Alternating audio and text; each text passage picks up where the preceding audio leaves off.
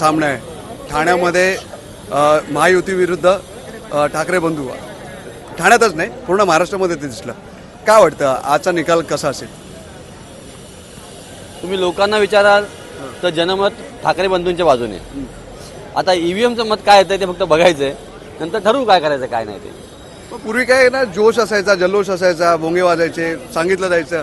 एवढं थंड थंड काय वाटतंय?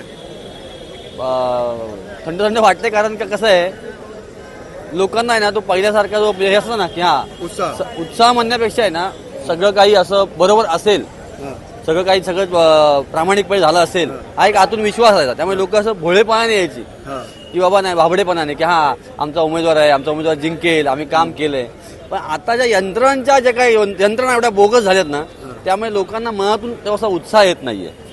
काल राजसाहेबांनी एक शंका निर्माण केली होती, शाही मी पण पुसून बघितली होती, शाही खरंच जाते पण ह्याच्यामुळे फरक पडला, दुबार मतदार झालेला वाटतं. बऱ्याच घटना आहेत, बऱ्याच गोष्टी आहेत. आम्ही दुबार मतदार पकडून दिले, त्यांच्यावरती कुठल्याही प्रकारची कारवाई करत नाही. म्हणून म्हटलं मी बोगस हा शब्द ह्यासाठी वापरला. यंत्रणा बोगस आहे, मतदार नंतर बोगस आहे, मुळात पहिली यंत्रणा बोगस आहे. त्यामुळे निवडणुका ज्याप्रमाणे पार पाडल्या गेल्या पाहिजेत त्या पार पाडल्या जात नाहीत आहेत. पण शेवटी ही लोकशाहीची प्रक्रिया आहे, लोकशाही टिकावी.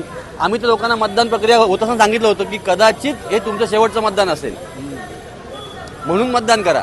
पुढच्या वेळेला लोक 131 पण बिनविरोध करतील. आम्ही पण ऑन ग्राउंड जेव्हा फिरत होतो तेव्हा मनसे आणि ठाकरे बंधूंच्या मागे जनता तर होती, पण ती खरंच इकडे दिसेल का?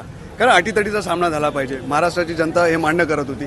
काय वाटतं हा जो विजय असेल आजचा, निकाल कुणाच्या बाजूने जायला वाटतं? मी माझ्यापुरतं बोलेन.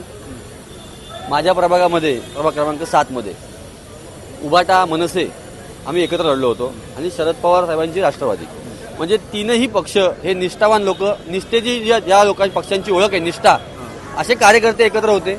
आणि समोरच्या बाजूला दल बदलू, पक्ष बदलणारे, स्वार्थासाठी गद्दारी करणारे, अशा सगळ्या लोकांची एक टीम होती. त्यामुळे धनशक्ती विरुद्ध जनशक्ती, निष्ठा विरुद्ध अशी यांची खोटी प्रतिष्ठा, अशी ही निवडणूक होती.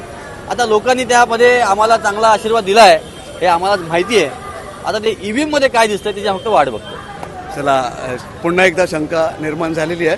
एकीकडे उत्साह दिसतोय, दुसरीकडे थोड्याशा शंका दिसत आहेत. काय निकाल लागतोय थोड्या वेळानं कळेलच आपल्याला. आणि हा व्हिडिओ तुम्हाला आवडला असेल, टेलिकास्ट करतोय मी ठाण्यातून वेगवेगळ्या ठिकाणाहून. हे मनसेचे नेते होते संदीप पाचांगे, यांचं म्हणणं तुम्ही ऐकलं. काय वाटतं कमेंट करून नक्की सांगा. पाहत राहा